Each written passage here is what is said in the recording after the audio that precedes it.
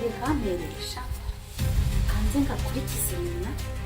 ukurikiza umusaza we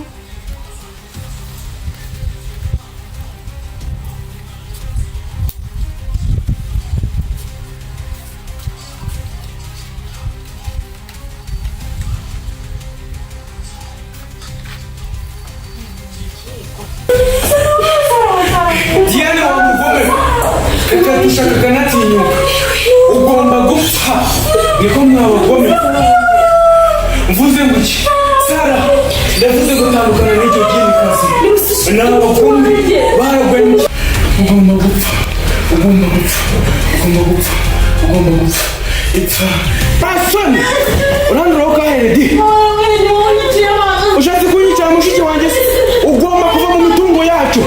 ugomba kwisiga amasaha Sara wirira Sara wirira nasoni ugomba kwirukanka ku musozi ukatuvira mu mitungo mvuze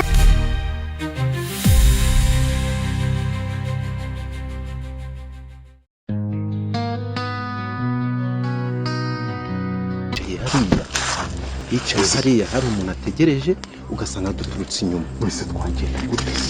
urumva twagenda tumusize tutamurebye kandi twahageze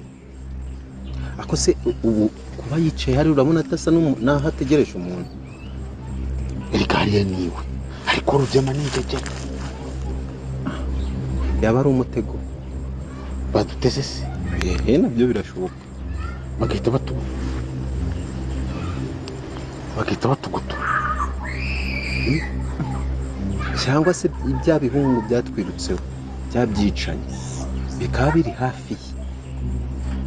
bakaba bamuduteze kugira ngo nituhagera bahite badufata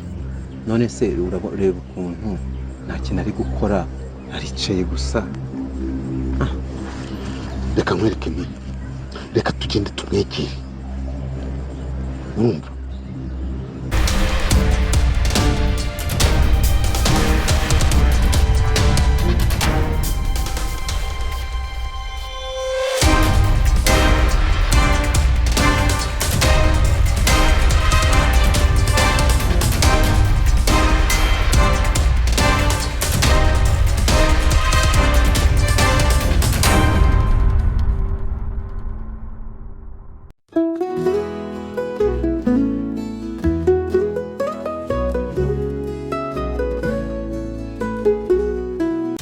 ntabwo uri kunyumva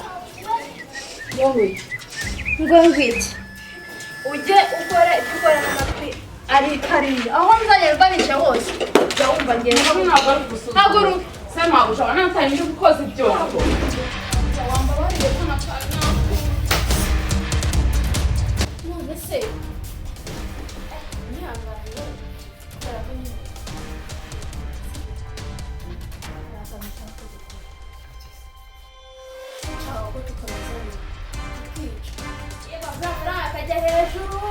ikintu cyatuzanye hano rwose muri uyu mujyi sinakurusha kubikora mbega amahanga yawe babusha umva ariko babusha umva ushaka kumenyera babarira babusha babarira urabizi ndakuba inkora hari umva babusha reka nze ariko se ushaka kuzamenyera babusha babarira babusha umuririmbyi yararirimbye aravuga ngo mbe mutimurira nguze kwa Yesu ngo amakuba yawe yose yamubwiye mana we hano ntabwo dukora n'abantu basenga kwangegera ntabwo ndavuze ngo ntujye ukorana ku rusengero ureba ugakira abantu babarira amagusha ntabwo nzongera yihute urambabariye wambabariye kuko akazi kanjye gakora twara n'imyanda yawe